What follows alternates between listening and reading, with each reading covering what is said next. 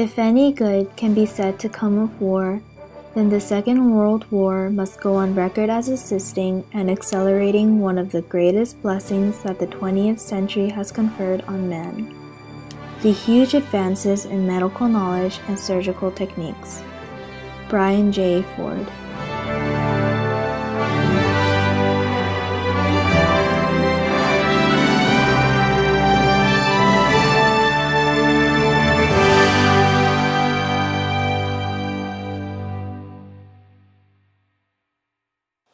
A doctor and researcher at the St. Mary's Hospital in London, Alexander Fleming was experimenting with a pathogenic group of bacterium called Staphylococcus aureus. Back from his vacation, he began to clean through the leftover petri dishes in the laboratory. As he did so, he came across a peculiar sight in a particular dish, noticing that a white, ring-like figure had formed around the substance, surrounded by bacteria that could not penetrate through the unknown barrier. Spores of mold called Penicillin notatum had accidentally landed on the petri dish while growing bacteria, which created the material. Recognizing the immunity to the bacteria that this substance held, Fleming attempted to separate what was later known as penicillin, a drug that would save 80 million lives up till now and revolutionize the capabilities of the medical field.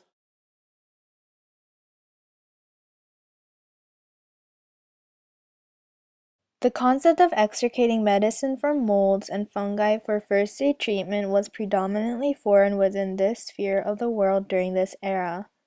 However, folk remedies existed more than 3,000 years ago in other cultures, particularly in Asia, where the Chinese used moldy soybean curd to treat skin infections. In other traditions, warm earth was utilized towards the same motives.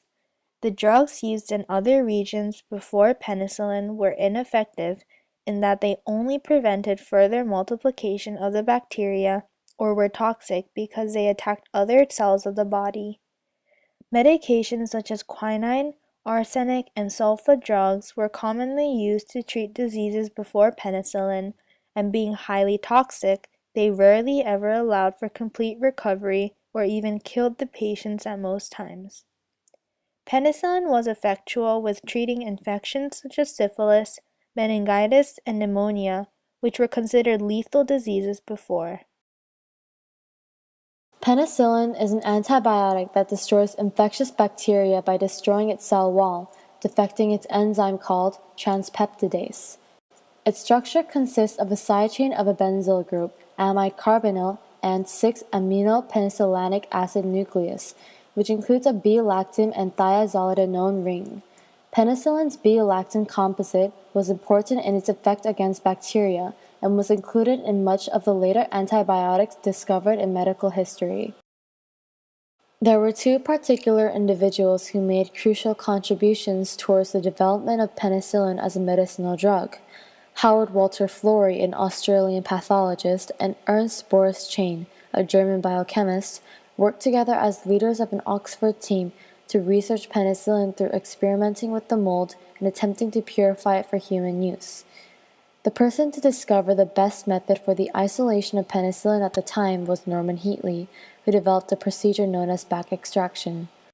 The purified samples of penicillin were tested on mice for its effectiveness, in which experiments were organized to have 8 mice injected with a lethal dose of bacteria, and only 4 given the drug. The test proved to be successful, as the 4 that were not given penicillin were all found to be dead by the next day, while the 4 that were administered the drug were all up and moving about. It was then that the team decided there was sufficient evidence of the potency and an adequate amount of the drug for it to be tested on an actual human patient. The first patient to test the abilities of penicillin was a 43-year-old Oxford policeman named Albert Alexander. A rosebush had scratched his face, which created infected injuries that would kill him if the lacerations were not treated properly.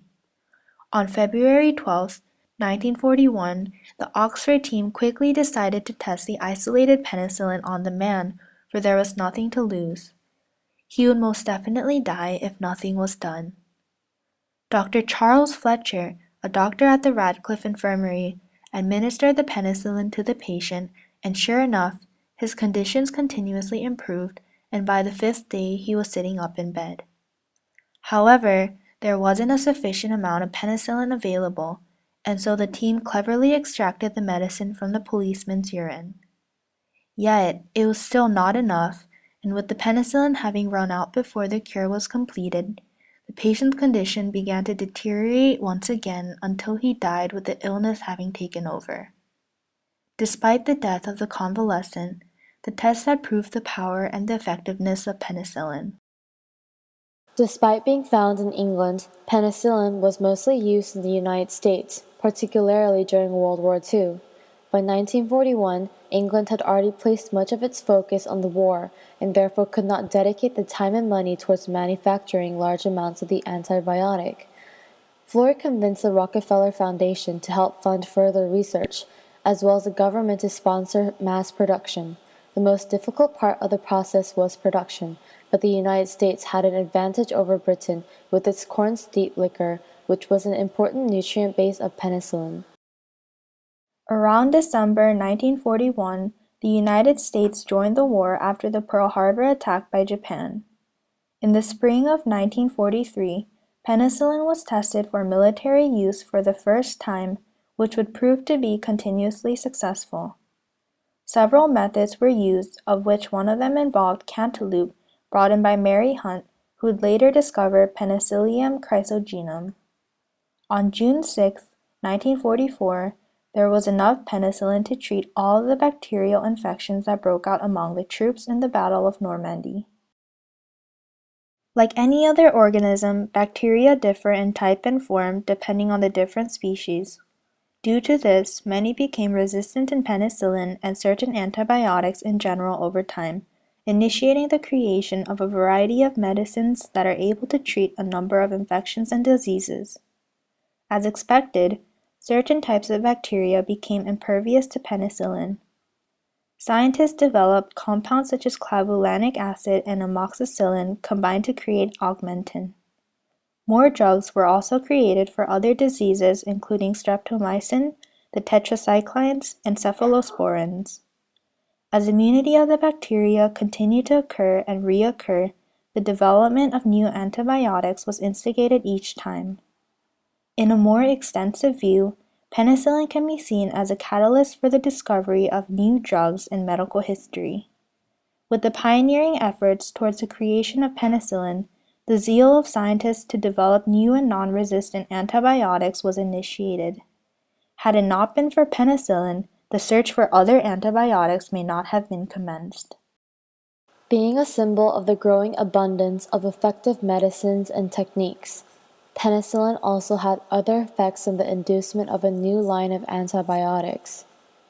It allowed for the development of new surgical operations and general treatments, including open heart surgery, organ transplants, and improving the cure for burns. Threats in life such as syphilis were prevented by penicillin, decreasing much of the casualty rates from what is now considered minor and negligible injuries and diseases. Such results raised the hope of the individual and spawned the promotion of public health in the US, UK, Eastern Europe, Asia, and Africa, as well as the installation of manufacturing plants in Europe, China, Japan, and India.